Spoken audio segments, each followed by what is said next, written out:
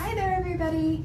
We are going to do an unboxing today of the Cinch Stack Cutter, just so you can be super successful on your very first cuts, making sure everyone knows how to correctly set up their cutter and have all the pieces that you need to make it work beautifully. Okay, so it's this giant box that you might have already gotten. All I did was open the box and take out what was inside, so we're going to go from there. Just tighten that box, but I just pulled everything out. So you'll see you have two pieces of foam on either side of the wrapped machine. So there are instructions that come with the tool, and it clearly shows everything that we're going to be doing today, so you can follow that as well. We just wanted to give you a quick informal video of how you set it up so that you can be successful. Okay, first things first, there are parts of this tool that you need attached to these side foam pieces. So right here and right here, there's two things you need, so don't throw them away. Okay, so this first piece is taped to the side. I'll unbag it. It's just a little flexible finger guard piece, and I'll show you how to put that on in just a second. You can throw away the packaging or recycle. And then on this side, taped to the side, is an Allen wrench and a crank handle that come in this other small little bag. We need both of those. Now we can remove the foam from the side. Nesting in the top of the foam is also the actual pull handle for the cutter, so we need that as well. And it just was laying across the top of the back right there. All right, take these off. Unbag our cutter here.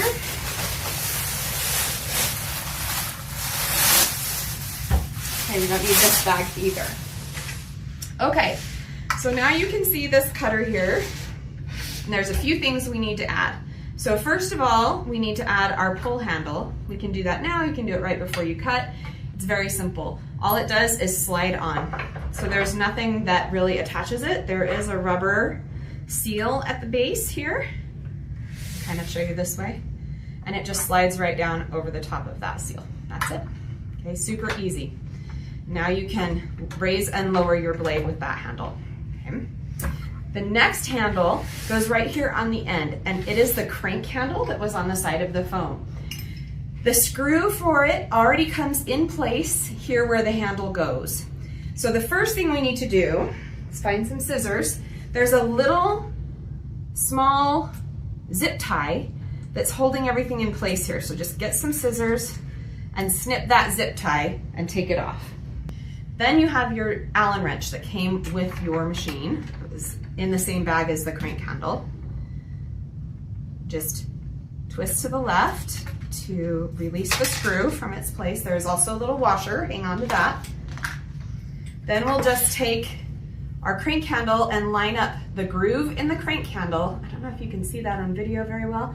There's a little notch on the inner circle of the crank handle, and then there's a little raised area on the peg that it goes on. So you just line those two pieces up, put it into place. Oh, let me try one more time. There we go. Slides on until it's pretty much flush with the machine. Then we need our screw and our washer again. So on the end of the handle, there's a little hole there. We'll just put the washer in first and followed by the screw. Twist it a couple times to get it started so it holds in place. Now I've got my screw, my washer in my crank handle, and I'm just turning to the right, and I just hold on to it with my hand and give it a little tighten at the end there to make sure it's in there tight. Okay, last thing we need to attach, this finger guard. So there's this extremely sharp blade in this cutter, and it's right back in here. So this is just a protection to keep your fingers safe. And all you do is on these two little end pieces right here, the teal pieces, there's two little holes on the side, okay? And there's two little pegs on the finger guard. So you just put it in one peg and bend it ever so slightly into the other peg. So this can lift and lower so your paper can feed through there. But now it's a reminder not to put your fingers in there where that super sharp blade is. And now our stack cutter is ready to use. So we'll get on to some tips and tricks in just a second. Hi, now that your Cinch Stack Cutter is all set up and ready to cut, we wanted to cover some tips and tricks that will help you have successful cutting every time. Okay, the first thing is that I like to talk about is the settings on the deck of the cutter right here. So there is an awesome grid that's a ruler line, and it comes all the way up and up onto this top part, which is a placement bar to help you place your pages square. And I love that this has the measurement here as well. So this little guide right here helps you to get accurate cuts every time. The tendency is to want to put your paper in and then slide this over, but we found in our use of this tool that if we line up our guide first and slide our paper up against it, we get more accurate cuts. Since this guide has a little wiggle room when it's loose, right? Because it's only anchored here at the top. There's nothing anchoring it at the bottom. So if you slide it over, I have just a stack of copy paper here that we're going to cut today, just to show you some tips with. So let's say I just want to cut it straight in half. So that's an 8.5 by 11 inch paper. I'm going to cut it in half at 5.5. So I find 5.5 on my grid line here, and I hold this piece in place with one hand and tighten down this knob with my other hand. I get it pretty darn tight. Now you can see that that wiggle is pretty much gone. It's harder to get it tight when your paper is up against it for some reason. So if you do this first, you'll have more accurate cuts. So there's tip 1. Okay, tip 2. This stack cutter is meant for cutting stacks. So it can cut up to 1 inch, which we've said on all of our packaging and all of our content about it. But what we haven't said is that it's not great for cutting single sheets. That's not the intended purpose of this specific cutter. This one is a stack cutter. It's for cutting bulk, right? A big stack of paper. So you're not going to want to try to cut 1 or 2 pieces of paper in this cutter. That's just not its intended use.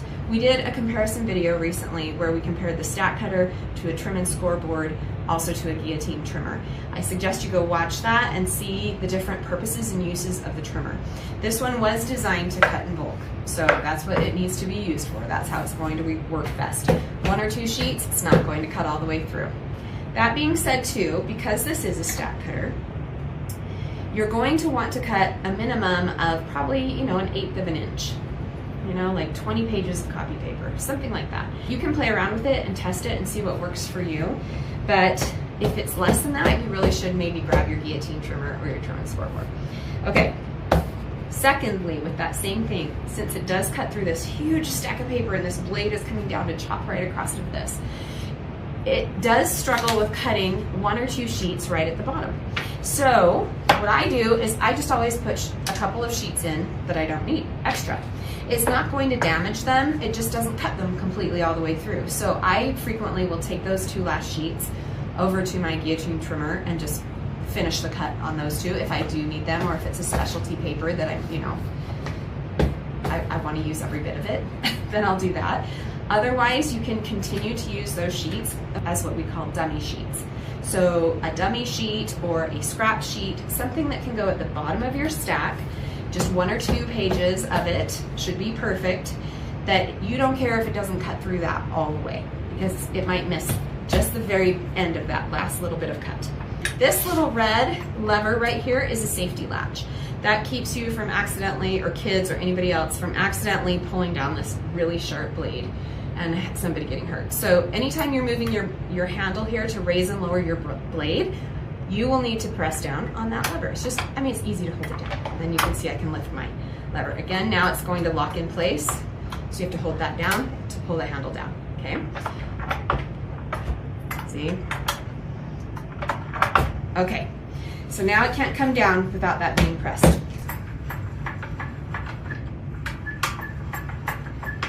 Okay, now that my blade handle is up, my blade is up, the wheel is up, so my guard is all the way up inside my little gripping arm. I'm going to go ahead and slide that in and right up against where we have secured our measurement line, just like that. Just goes right under that finger guard. And then we're going to tighten down our wheel. And that's lowering that gripper. I don't know if you can see it. So it's lowering it down and holding this paper in here really tightly. See how I can't even pull it? Okay, we want to make sure it's tight up against the corner, in alignment. Give it an extra little twist.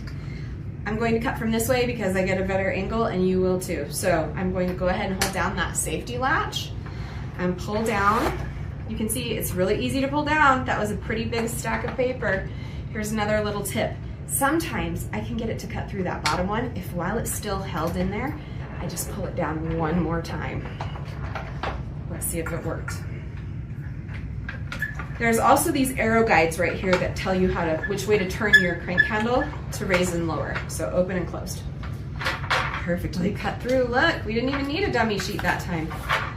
So there's 2 tips for getting clean cuts all the way through your stack. And they're the same size, perfectly cut at 5.5 inches. Okay, there we go. Printer paper down. Now that same concept works with just regular print paper, with different thicknesses of cardstock, with pattern paper. Just try to keep it between, you know, 1/8 of an inch and 1 inch tall. An exception to that may be really sturdy paper, like chipboard. Okay, so this is 4 sheets of 2mm chipboard, and that's the most we could cut of the 2mm chipboard with this tool. But it works just the same way, okay? So I'm just going to leave my arm at that same place, just for an example. Slide in my chipboard, and I'll turn around so you can see. So it's sharp up against this. Now if I wanted to move this, I could. In fact, let's do that, just to show you how to place it again. This is 12-inch chipboard. Let's move it over to 6 and cut this just exactly in half. Okay, so I'm moving this over, getting it in place, holding it with one hand, straight on the line of the ruler, all the way down, and tightening that side. Now I can press my, a little thicker, so I can press my chipboard up against that corner right there, okay? Then we're going to go ahead and close this handle so it gets a good grip on it. Okay, I'll try cutting from this side this time so you can see. Okay, and right up, let's do one more little cut just to get that last little corner. Open up your wheel. And you've got a perfect cut through all of that chipboard. It's pretty awesome.